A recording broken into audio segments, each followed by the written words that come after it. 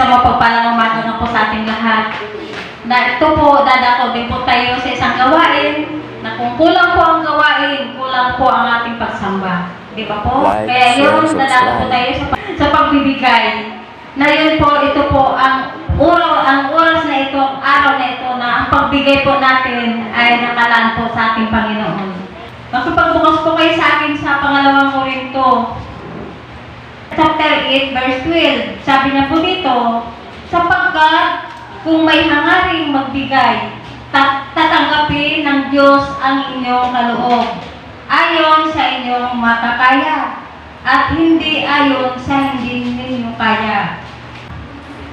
Sa pagbibigay natin, kung ito ay taos-puso nating hinahangad na makapagbigay po tayo sa ating Panginoon, ay tatanggapin niyo po ito ng lubos.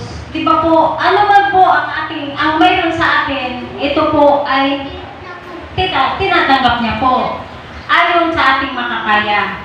Hindi ang mga bago po sa atin, hindi po tayo pinipilit kung mayroon po tayong pambigay o wala. Pero, ang nais po natin na makapagbigay po tayo ng tapat. Di ba po? At yun po ay nakikita natin Panginoon, ang tapat natin pagbibigay sa Kanya.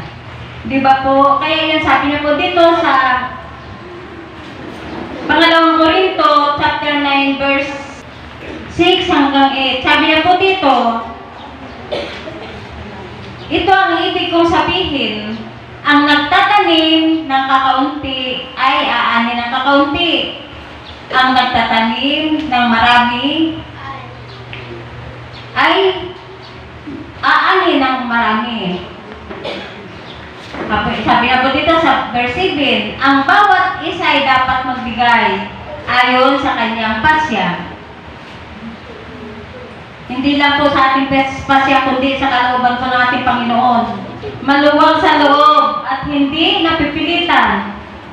Dapat po sa ating pagbibigay, hindi po tayo napipilitan. Pagkus, kalooban po natin na magbigay dahil ang Panginoon po ang ating binibigyan. Hindi po yung ating kalooban ang mas mamaya at maganap. Diba po? Kaya yon, sabi niya po dito, sapagkat iniibig ng Diyos ang nagbibigay ng may kagalakan.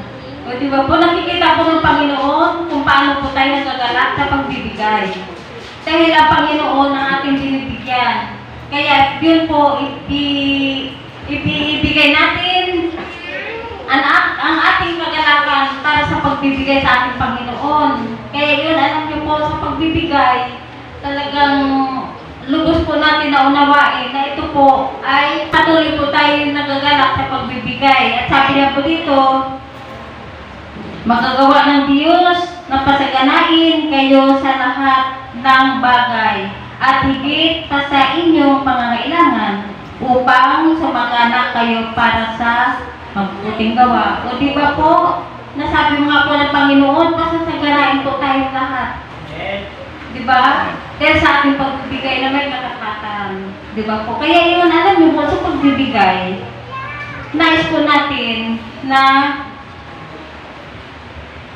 bigyan ng kaluguran at katuwaan ang pagbibigay sa Panginoon kasi Panginoon po ang binibigyan natin. Di ba po? Hindi po tao. Kasi alam niyo po, sa pagbibigay, doon po natin malalaman kung paano po tayo pasasaganain ng ating Panginoon at bibigyan po tayo ng pagpapala sa mga sakit karamdaman, malayo po tayo yan. Hindi po tayo malulungkot, hindi po tayo, di ba po kung ano man po ang mga kalungkutan sa ating mga buhay, hindi niya po yan hayaan. Bago sa Panginoon, talagang lagi niya po tayo sasamahan, di ba po? At lagi niya po tayo pasasaganain sa lahat ng ating pangangailangan. Hindi niya po tayo pagkukulangin. Basta ang gawin lang po natin ay lagi lang po tayo magkatapat sa ating Panginoon sa pagbibigay.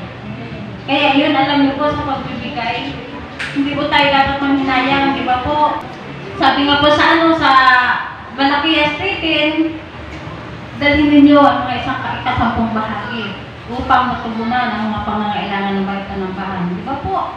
Sa 10 bahagi lamang, ito po ay matutugunan po ang lahat ng pangangailangan ng loob ng church. Mga kapatid. ito po ay nakakatugon sa pangangailangan ng ating may panabahan.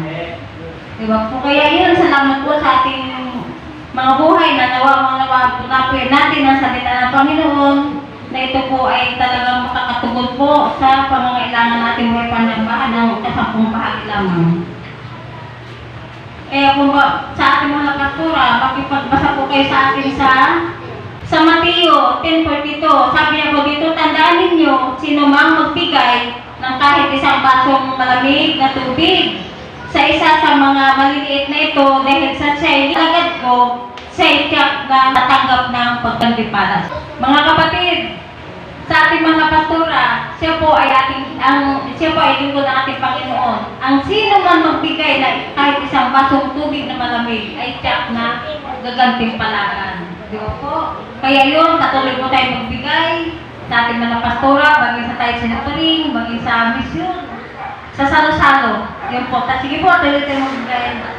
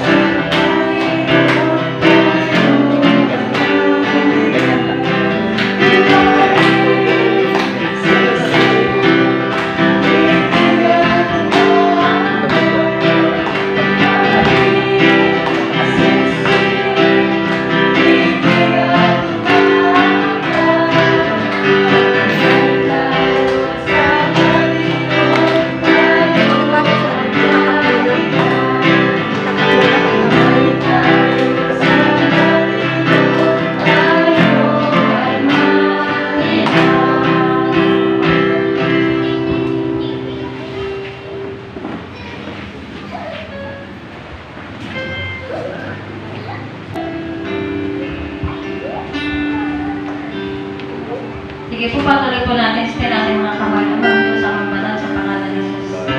Muli naman po kami magbanal nagpapasalamat sa aking mga kapatid, Christians, na patuloy po nagtatapat sa iyo, Diyos, patuloy nagbibigay sa iyo, Diyos. Patuloy mo po ang magbanal sa iyo, haliluya, na iyong banal na kapangyarihan na kanilang mga inulog yan, upang hindi po ito makitan ng kaway, Jesus, Lord, at magbanal sa langit po Diyos sa kanilang mga buhay, na patuloy mo po sila magbanal pagpalain, maging ang kanilang mga kalsugan, maging ang kanilang mga hanap-buhay, negosyo, kung mayroon ka po ang mga banalis, Jesus. Maraming salamat po Diyos sa kanilang mga buhay na patuloy po ito ibalik, siksik sa kanilang mga buhay na wala na pong kalagyan ni Jesus. Ang pagpapala ay malas, Jesus, ay patuloy po nilang mararanasan ng Jesus na magmula lamang po sa iyo, Diyos.